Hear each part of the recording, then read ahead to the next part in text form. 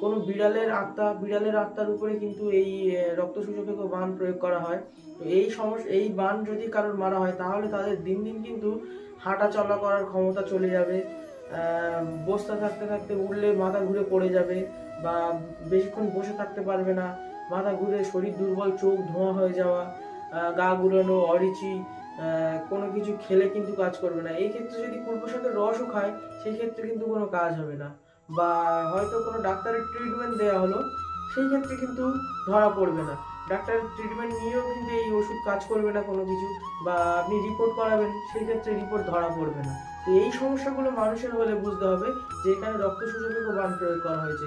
তো রক্ত শোষক বান এই পৃথিবীর মধ্যে হাজারো একটা বিদ্যা আছে, সেই ক্ষেত্রে আমি যেটা জানি সেরকম অনেক বিদ্যা এর ভিতর থেকে আমার জানা আছে। তার ভিতরে আমি দুটো তিনটে জিনিস বললাম, যেমন বিড়ালের উপরে প্রয়োগ করা হয়, শিঙি মাছের উপরে, চণ্ডালের হাড়ের উপরে, তারপরে গাঁটুলি মেরে মেরে কোনো পিরেক দিয়ে কোনো কলা গাছের উপরে।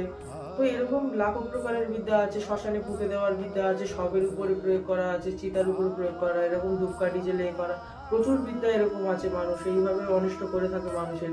তো এই বিদ্যা দিয়ে মানুষের অনিষ্ট করে মানুষ বেশি দিন কিন্তু সুখে থাকতে পারে না। তো এই ক্ষেত্রে কি হয়, যারা ক্ষতি সেই মানুষটার উপরে করলো সেই মানুষটা হয়তো জানলো না, বিনা কারণে হোক বা কারণ অকারণে, বিনা কারণে যে কোনোভাবেই হোক মানুষটাকে ক্ষতি খারাপ করলো, সেই মানুষটার এই ক্ষেত্রে ভুগতে হচ্ছে। তো এবার যারা করে তাদের পরবর্তীকালে এই পাপের ফল ভোগ করতে তো অবশ্যই হবে, কিন্তু মাঝখান থেকে ওই মানুষটার এই কষ্টগুলো ভোগ করতে হবে।